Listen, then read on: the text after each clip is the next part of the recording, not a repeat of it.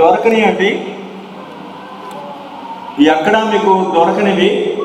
కాబట్టి ఏ రీతిగా ఉంటాయో మీకు ఉదాహరణ చెప్తాను. తల్లిగారు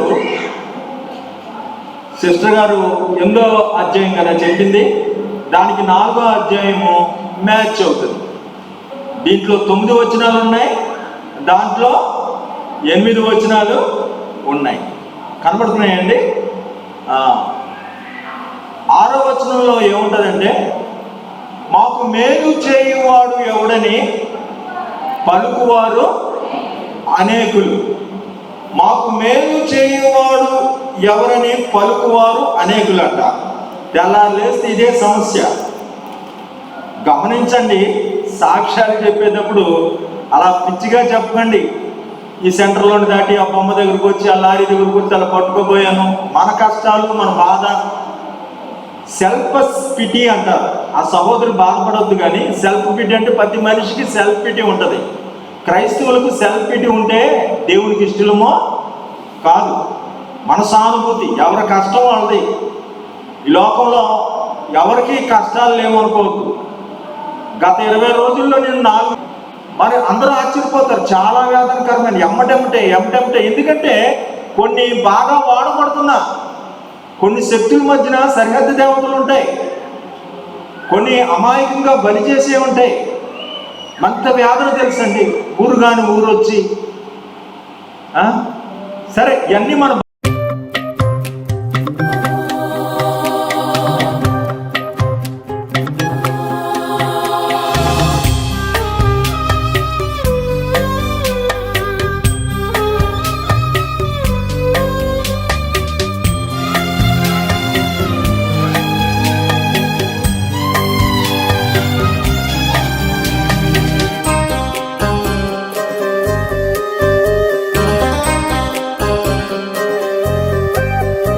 ఎడబాయని నీ కృపా నన్ను విడువదు ఎన్నటికీ.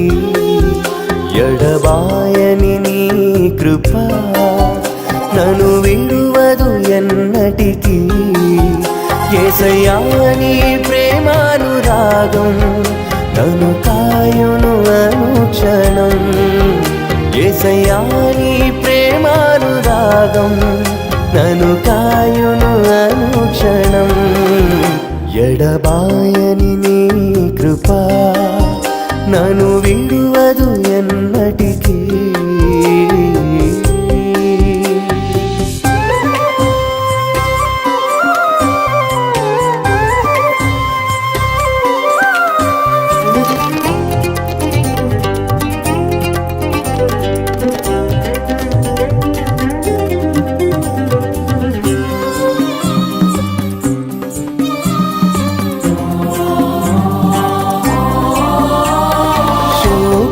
లోయలలో కష్టాల కడగండ్లలో కడలేని కడలిలో నిరాశ నిస్పృహలో శోకపు లోయలలో కష్టాల కడగండ్లలో కడలేని కడలిలో నిరాశ నిస్పృహలో అర్థమే కాని జీవితం ఇక వ్యర్థమని నేననుకొనగా.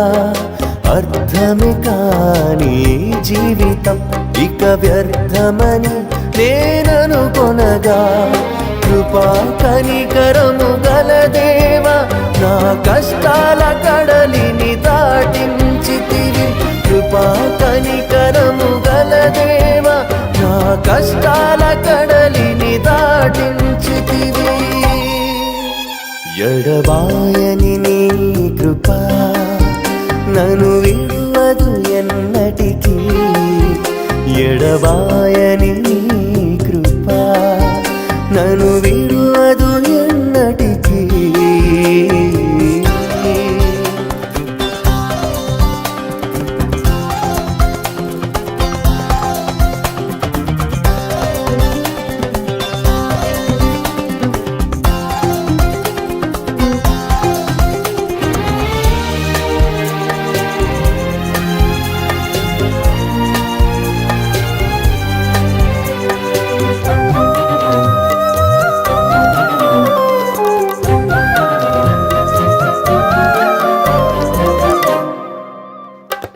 విశ్వాస పోరాటములో ఎదురాయ శోధనలు, లోకాశల అలజడిలో సడలితి విశ్వాసములో.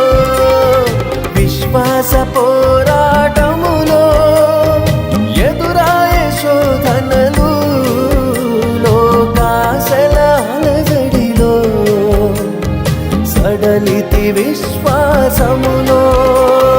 దుష్టుల క్షేమమునే చూచి ఇక నీతి వ్యర్థమని అనుకొనగా, దుష్టుల క్షేమమునే చూచి ఇక నీతి వ్యర్థమని అనుకొనగా, దీర్ఘశాంతము గల దేవా నా చేయి విడువక నడిపించితివి. దీర్ఘశాంతము గల దేవా నా చేయి విడువక నడిపించితివి. ఎడబాయని నీ కృప నన్ను విడువదు ఎన్నటికీ. ఎడబాయని నీ కృప నన్ను విడువదు ఎన్నటికీ. నీ సేవలో ఎదురైనా ఎన్నో సమస్యలలో నా బలమును చూచుకొని నిరాశ చెందితిని. నీ సేవలో ఎదురైనా ఎన్నో సమస్యలలో నా బలమును చూచుకొని నిరాశ చెందితిని. భారమైన ఈ సేవను ఇక చేయలేనని అనుకొనగా, భారమైన ఈ సేవను ఇక చేయలేనని అనుకొనగా, ప్రధాన యాజకుడా యేసు నీ అనుభవాలతో బలపరచితివి. ప్రధాన యాజకుడా యేసు నీ అనుభవాలతో బలపరచితివి. ఎడబాయని నీ కృప నన్ను విడువదు ఎన్నటికీ. ఎడబాయని నీ కృప నన్ను విడువదు ఎన్నటికీ. యేసయ్యా నీ ప్రేమానురాగం నన్ను కాయును అనుక్షణం. యేసయ్యా నీ ప్రేమానురాగం నన్ను కాయును అనుక్షణం. ఎడబాయని నీ కృప నన్ను విడువదు ఎన్నటికీ. ఎడబాయని నీ కృప నన్ను విడువదు ఎన్నటికీ.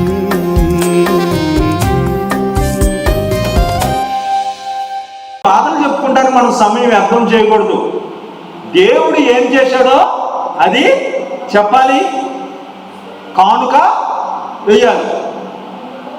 సాక్ష్యాలు చెప్పిన వాళ్ళంతా కానుక వేశారు. దేహానికి కనపరుచుకొని కానుక, సాక్ష్యం చెప్పి కానుకే. కాబట్టి మైక్ పట్టుకొని నాకు దేవుడు కనపడ్డాడు, దేవుడు కనపడ్డాడు, నీకు మారు మనసు వచ్చిందా, దేవుడు కనపడ్డాడు, నీ భర్త మారాడా, దేవుడు కనపడితే ఏం ప్రయోజనం, నీ గొప్పతనం చెప్పుకున్నాం. అర్థమైందా? కాబట్టి ఇలా కాదు, సాక్ష్యాలు చక్కగా దేవుడు ఏం చేశాడో టూకీగా. నాకైతే చెప్పడం రాదండి అలాగా. నవలారా చూసారా, అందగాడు, కళ్ళజోడు పెట్టుకున్నాడు, బూట్ వేసుకున్నాడు, ఇవన్నీ వర్ణించడం మాకు సమయం చాలదు. నేను చెప్పలేను కూడా, చాలాసార్లు ట్రై చేశాను కానీ కుదరదు నాకు. చాలా వేగంగా క్లుప్తంగానే చెప్తాను కానీ సమయం చాలు.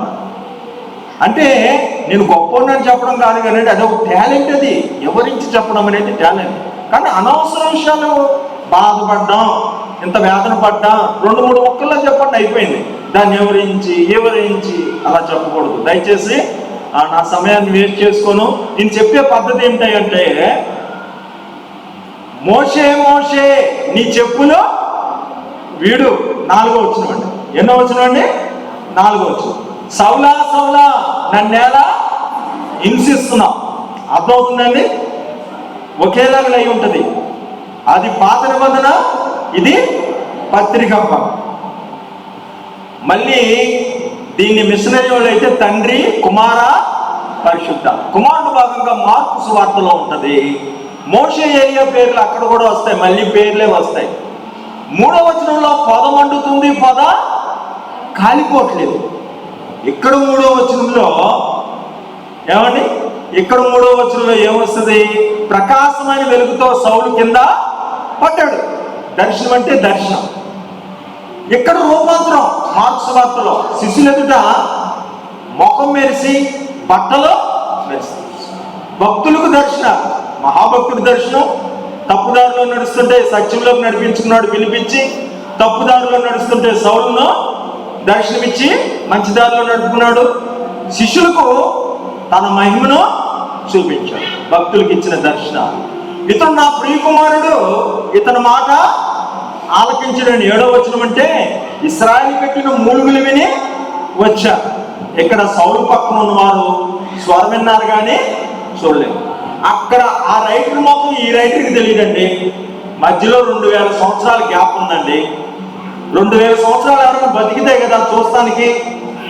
మధ్యలో ఒక 15 తరాలు చనిపోయారండి. అయినా ఈయనకి తెలియదు, ఆయనకి తెలియదు, మధ్యలో మార్పు గడి తెలియదు, ఇలా టాలీ అవుతున్నాయని. తెలియదని ఇంకా రుజువు ఏంటి తెలుసా? అధ్యాయులు అయితే వాళ్ళు రాశారు కానీ ఏ అధ్యాయం వాళ్ళు విభజించలేదు, అంకీలు వేయలేదండి. వచనాలు అంతకంటే రాయలేదండి. 200 సంవత్సరాల క్రితమే అంకీలు వేశారండి, వచనాలు వేశారండి. 1, 2, 3 వేసింది 200 సంవత్సరాల క్రితమే. అంకీలు వేసిన వాళ్ళకి తెలియదు, కలుస్తున్నాయని. రాసిన వాళ్ళకి అంతకంటే తెలియదు. మరి ఎలా కలుస్తున్నాయి? ఎవరు ఏ కాలంలో రాసినా వారు వెనకాల ఉన్నది ఎవరు? అక్కడ ఏ డిజైన్ ఇచ్చారో అక్కడ కూడా అదే డిజైన్ ఇచ్చారు. చూడండి, కిటికీలు ఉంటాయి అనుకోండి, 3 కిటికీలు. పక్క కిటికీలో ఏ డిజైన్ ఉందో అర్ధగీత ఉంటే ఇక్కడ కూడా అర్ధగీత. ఇక్కడ చక్రం ఉంటే ఇక్కడ. ఇప్పుడు 3 మిలిటరీ వాళ్ళు నడిచారు అనుకోండి, 3 మిలిటరీ వాళ్ళు నటించి, తమ్ముళ్ళు నటించి ఒకేసారి చేయి కదుపుతారు, కాళ్ళు కదుపుతారు. కానీ ఇక్కడ నటిస్తానికి ఆస్కారం లేదు, వాళ్ళకి తెలియదు.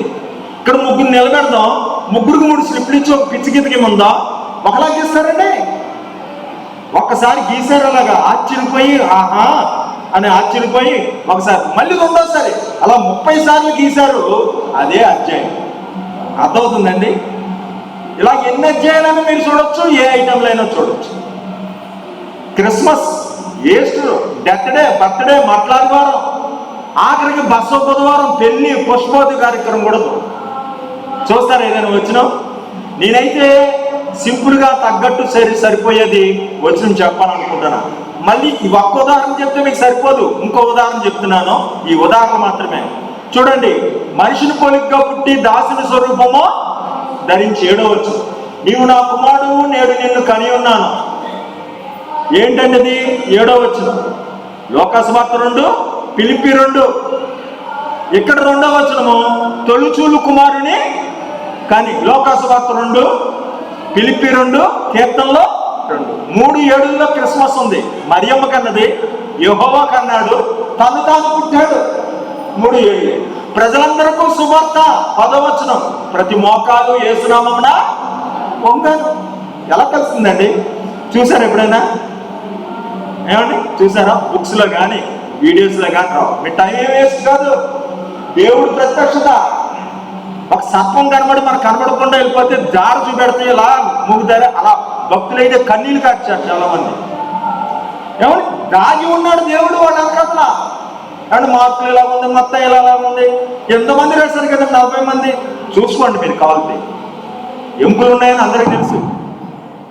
ఏమండి ఊహతో కాదు అని మరి రాయబడింది. కానీ అవి ఇలా చూస్తే ఎముకలు ఉన్నాయని అందరికీ తెలిసిన, మరి ఎక్స్రే పెట్టి తీస్తే మరి ఎలాగా ఎముకలు క్లియర్గా కనబడతాయి, అలా కనబడతాయండి. భూపతులారా బోధనుందుడు. ఇంకో 10వ వచనం. బోధ ఎందుకు? సువర్తమానం కాబట్టి. భూపతులు ఎందుకు? భూమి మీద ప్రతి మోకాలు. తొలుచూలు. ఇక్కడ 8వ వచనము రాత్రి వేళ మందను కాసుకొని. 8వ వచనం రాత్రి వేళ మందను కాసుకొని అంటే మరణం పొందినంతగా ఇదే చూపాయని కాసుకున్నాడు.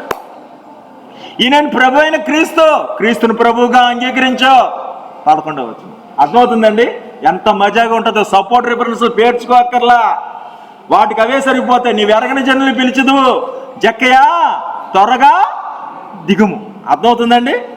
5వ వచనం 6వ వచనం, యెహోవా దొరికినప్పుడే పట్టుకోండి, సమీపంలో ఉండగా వేడుకోండి, జక్కయ్య త్వరగా దిగి చేర్చుకున్నాడు. అర్థమైంది కదా? ఈ రీతి వచనాలు మనం ఎలా క్లుప్తంగా గ్రహిస్తామండి? నేనేమని చెప్పాను దీంట్లో? ఒక కథగానే ఉపమానం ఏముండదు. దేవుని స్తోత్రం. కాబట్టి నా సమయం చాలదు, కానీ నేను ఒక పాటతో, యేసన్న గారు కూడా ప్రవక్తలతో సమానము అని ఆయన పాట రాశాడు. ఆ పాట కూడా ఈ ప్రవక్తలు ఎంతో అంతండి. ఆ పాట నేను మీకు చెప్పాలనుకుంటున్నా.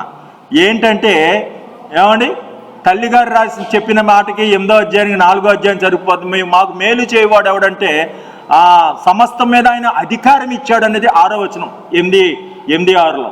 4:6లో ఏముంది? మాకు మేలు చేయవాడు ఎవడు?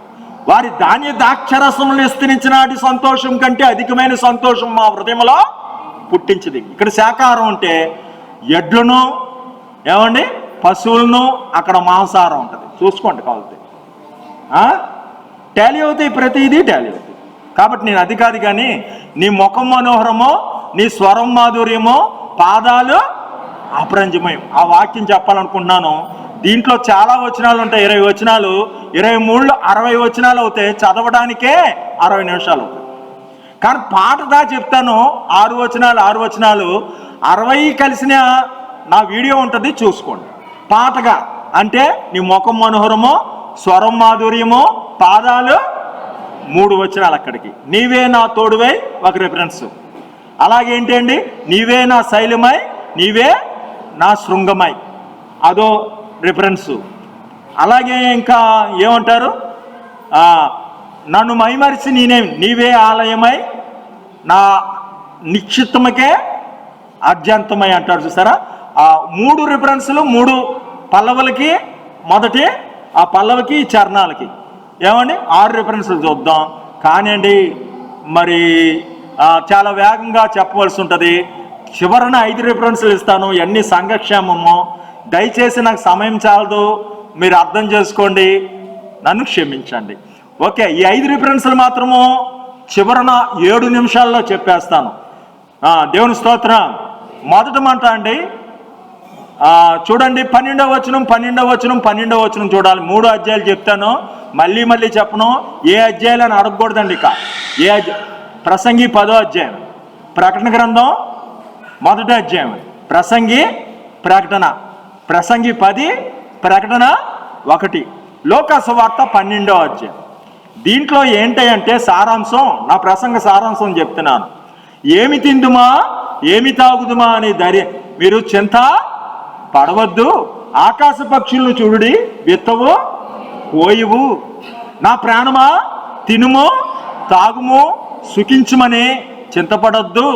సమస్తము సమకూర్చుకున్నవాడు దేవుడు అంటున్నాడు, వెర్రివాడా, ఈ రాత్రే నీ ప్రాణము అడుగుచున్నాను. కాబట్టి కంటికి కనిపించిన శక్తులున్నాయి. ఈ కంటికి కనిపించిన శక్తులు బట్టే డబ్బు సంపాదించుకుంటే చాలదు, ఏ యాక్సిడెంటో చేయగలదు. కాకపోతే ఉరి పెట్టుకుంటారు సినిమా యాక్టర్లు సైతం. డబ్బున్నోళ్ళు కూడా డబ్బు మీద పడుకుని ఒక ఆవిడ, ఏమండి, ఏం జరిగింది, సూసైడ్, డబ్బు దొంతర కట్టి 10 అడుగులు దాని మీద పడుకొని చనిపోయింది. అర్థమవుతుందండి? కాబట్టి డబ్బు ఒకటే కాదు, సంపాదించుకోవాల్సిన అదృశ్యమైన శక్తులు ఉన్నాయి అనేది సారాంశం. మధ్యలో లోకాసు వార్త 12 అండి. కాబట్టి అదృశ్య శక్తులు, కంటికి కనిపించిన దేవదూతలు, దెయ్యాలు, ఇందాక సహోదరి లేచి ఆ పూజ అన్న ఆవిడ మీద శక్తులేంటి, అదృశ్య శక్తి.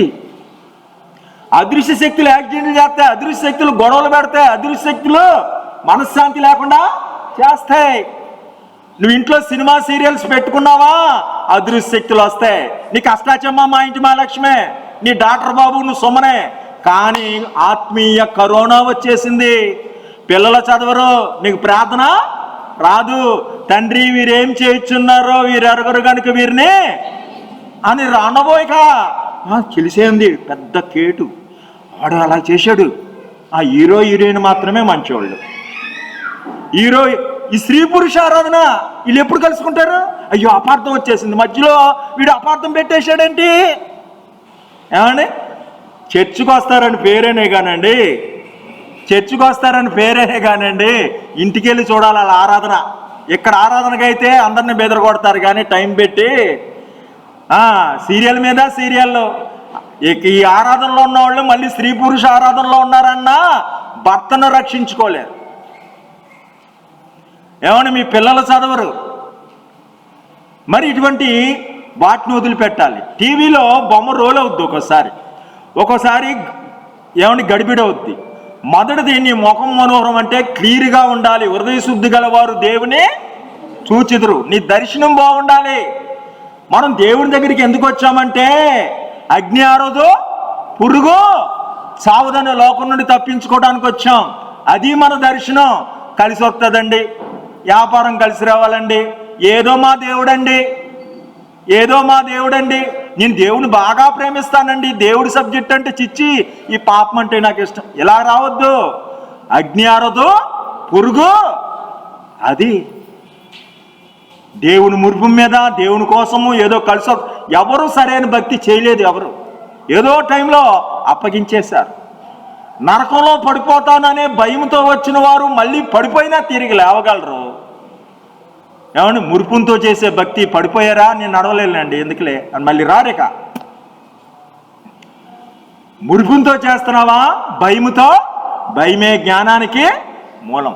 ఏమన్నా 3 అధ్యాయాలు చెప్పానుగా, ప్రసంగి 10, లోక 12, ప్రకటన గ్రంథము 1వ అధ్యాయం. పెన్నులు కానీ కాగితాలు కానీ ఏదైనా పెట్టుకొని రాకపోతే ఎడమ చేత్తో ప్రసంగి పట్టుకుంటే కుదురుద్ది, కుడి చేత్తో ప్రకటన గ్రంథం పట్టుకుంటే కుదురుద్ది. 2 బొట్టనలు తీసుకెళ్లి లోకాసు వార్తలో పెట్టొచ్చు, జల్లల్లుతారు, కుర్చీలు అల్లుతారు, అన్నీ తెలుసు. కానీ బైబిల్ రోజు చదివితే ఎవ్వరూ భయపడరు ఇలా పట్టుకోవడానికి. 12వ వచనం ఏం చెప్తుందో నేనే చెప్పేస్తాను, లేదా మీరు చెప్పకపోతే నేను చెప్పేస్తాను. మీరు చదవండి ముందల 12వ వచనాలు. ఏదైనా 12వ వచనం చదవచ్చమ్మా 3 అధ్యాయాల్లో ఏదో ఒకటి. ప్రకటన గ్రంథంలో నేను చెప్తున్నాను 12వ వచనము, ఇది వినగా నాతో మాట్లాడుచున్న స్వరమేమిటని చూడా తిరిగి. స్వరమేమిటి? 1000 ఏనుగులు పిలుస్తున్నా నా పిలిపే వినబడుతుంది. ఏనుగులు మగోళ్ళు గుర్తుమాట అండి. ఏమని ప్రియురాలకి ఎవరు వినబడుతున్నారు? 1000 ఏనుగులు, 1000 మంది ఉన్నా అందులో ప్రియుడు స్వరమే ఉంటుందట. ఏమని ఈ తాయితీ కట్టుకో అనేది ఒక ఏనుగు చెప్తుంది. కన్యకను ఒక పురుషుడికి ప్రదానం చేసినట్టు నీ హృదయం యేసుక్రీస్తుకు ప్రదానం చేశాను బాప్తిసం ఇచ్చి. సర్పం యుక్తిగా వచ్చి ఇది లాభం అది లాభం, ఇది బాగుంది, ఏం పాపం కాదు కదా అని చెప్పుద్ది.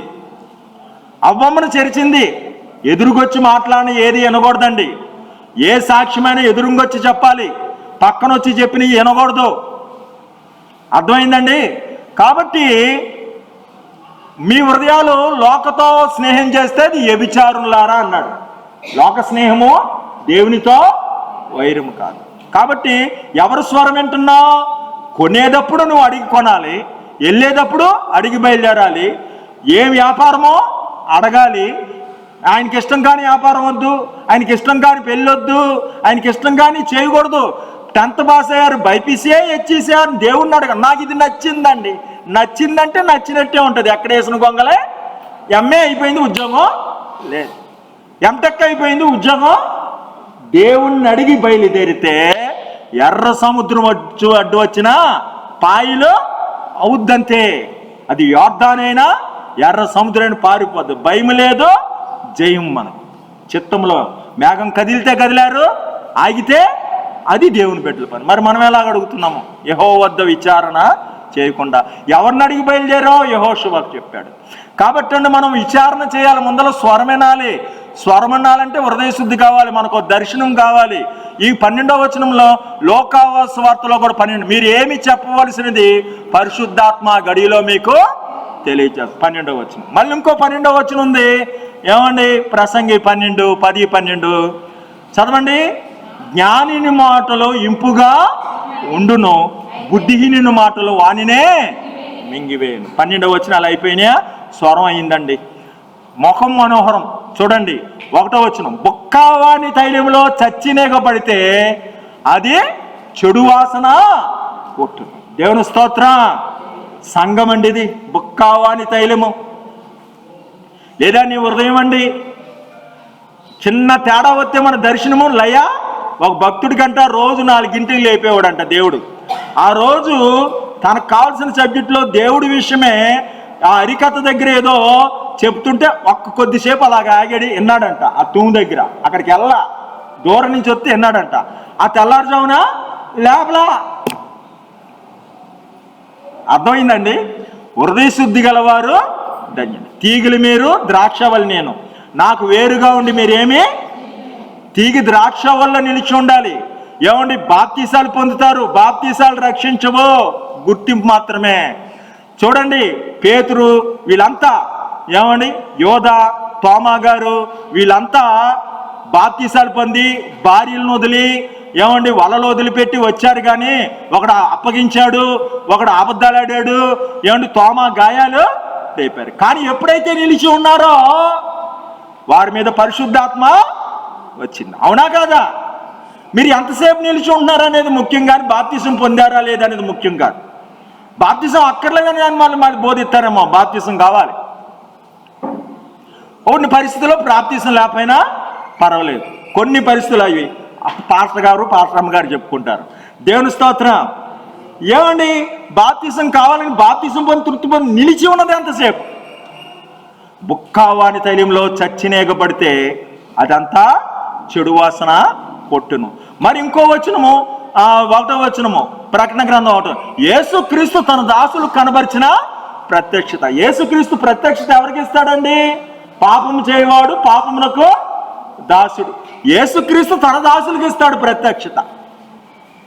ఇంకో వచనము, 1వ వచనం, జనులు వేల కొలదిగా వచ్చారట యేసయ్య మీటింగ్కి. వాళ్ళని చూసి యేసయ్య పొంగిపోలేదు. వేల కొలదిగా వస్తున్నారని నువ్వు అంటున్నావేమో. పులిసిన పిండి ఉన్నది, జాగ్రత్త అన్నాడు. చూసుకోండి, కావాలితే ఉంటుంది. పులిసిన పిండి వేల కొలది వస్తే కాదు, పులిసిన పిండి ఉంటుంది. శుద్ధత గురించి 1వ వచనం, నీ ముఖం మనోహరమో, నీ స్వరమో మాధుర్యం. దేవుని స్తోత్రం. ఎవరు స్వరం అంటే ఇష్టపడుతున్నావో? యేసయ్య స్వరం అన్నా ఎప్పుడైనా విన్నా? సౌలా సౌలా నన్నేలా హింసించు చున్నావనే స్వరము,